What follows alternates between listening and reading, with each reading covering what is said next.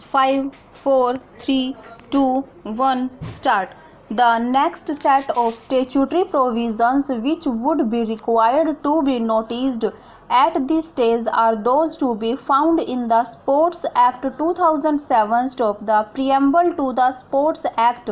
2007 makes it clear that it has been enacted to provide access to the largest number of listeners and viewers on a free-to-air basis of sporting events of national importance through mandatory sharing of sports broadcasting signals with Prasar Bharati and for matters connected therewith or incidental thereto. Section 3 of the Sports Act 2007, on the scope and width of which provision of the core arguments have been advanced so as to enable the court to determine the true scope and purport thereof in the light of the provisions of Section 8 (1) of the Capable Act 1995 .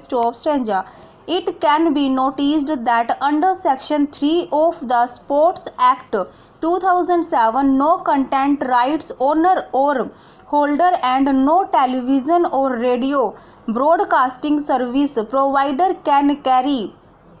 a live television broadcast on any cable or DTH network or radio commentary broadcast in India of supporting events of national importance unless it simultaneously shares the live broadcasting signal without its advertisements with the Prasar Bharati to enable them to retransmit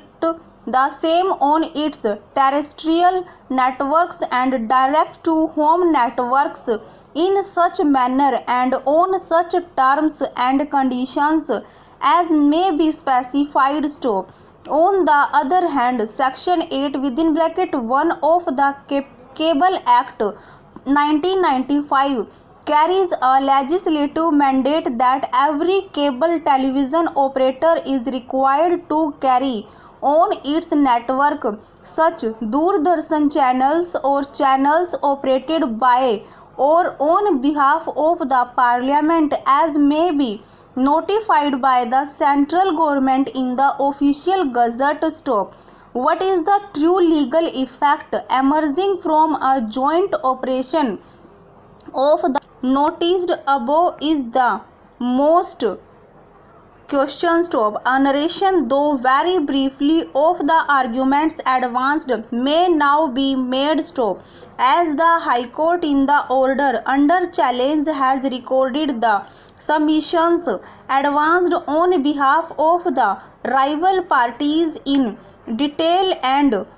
as the arguments advanced before us are essential in reiteration, a brief recapitulation of what was argued before we us will suffice. The learned Attorney General, who has argued the case of the appellant in the main, has submitted that the object behind the creation of the Prasar Bharati was to enhance leadership. The object of the Prasar Bharati Act 1990, it is argued, is to reach the maximum number of citizens and provide access to news and information to citizens living in the remote villages and hamlets of the country. Over.